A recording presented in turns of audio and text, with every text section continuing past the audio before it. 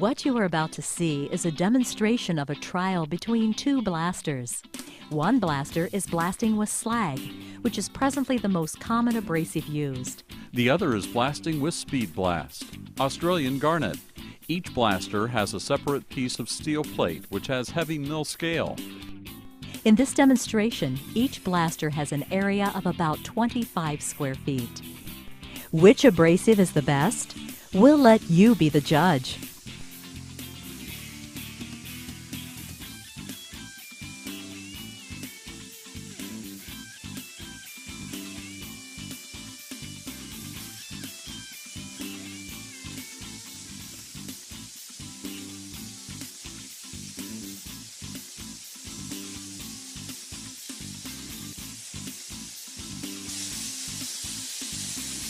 With Speed Blast Australian Garnet, it is easy to achieve Class SP5 for reasons we will explain later.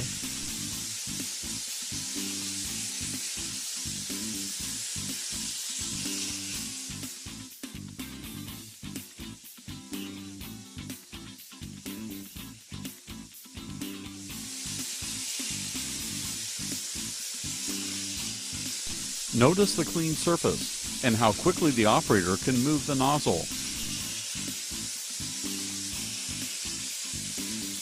Notice the blaster on the right using the Speed Blast Australian Garnet is actually overblasting quite a bit and could move considerably faster.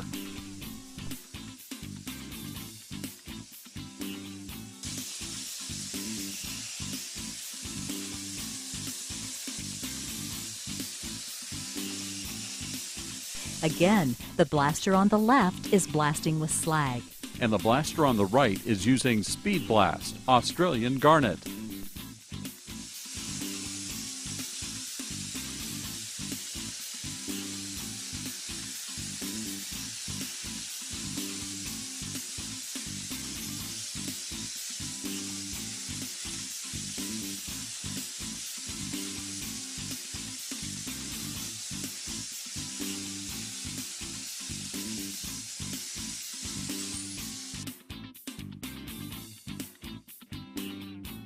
As you can see from the start to finish of the speed trial, the slag blasted approximately an area of 3 by 4 feet, or 12 square feet.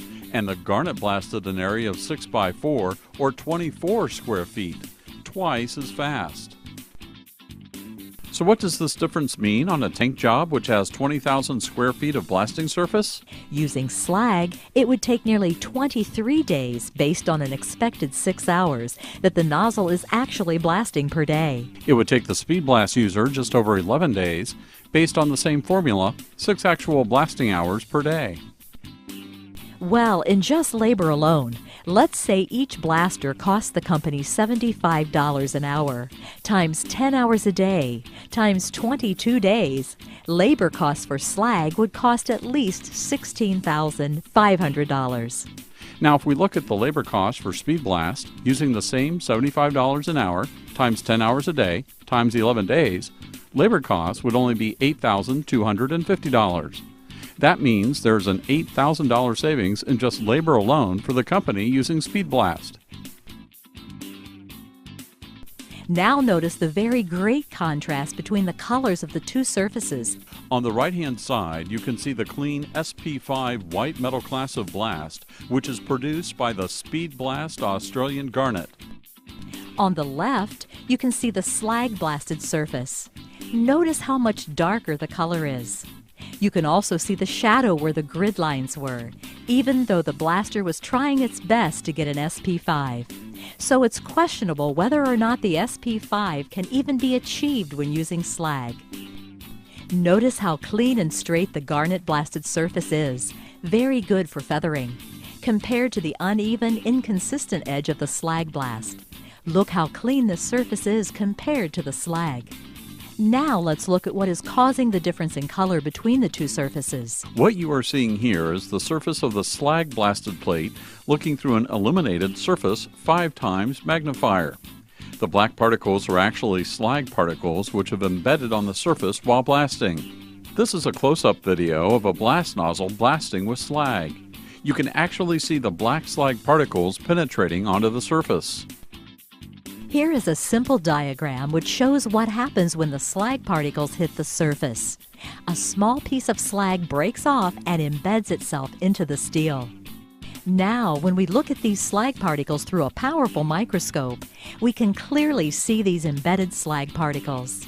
There are thousands of these particles in every square foot, which you can see are scattered all over as we look closely at this quarter-inch plate. Note the cleanliness of the garnet blasted surface. This is because the garnet particles bounce off the steel instead of impregnating the surface like slag. The impregnation of the slag into the steel now explains the stark color difference between the blasted surfaces.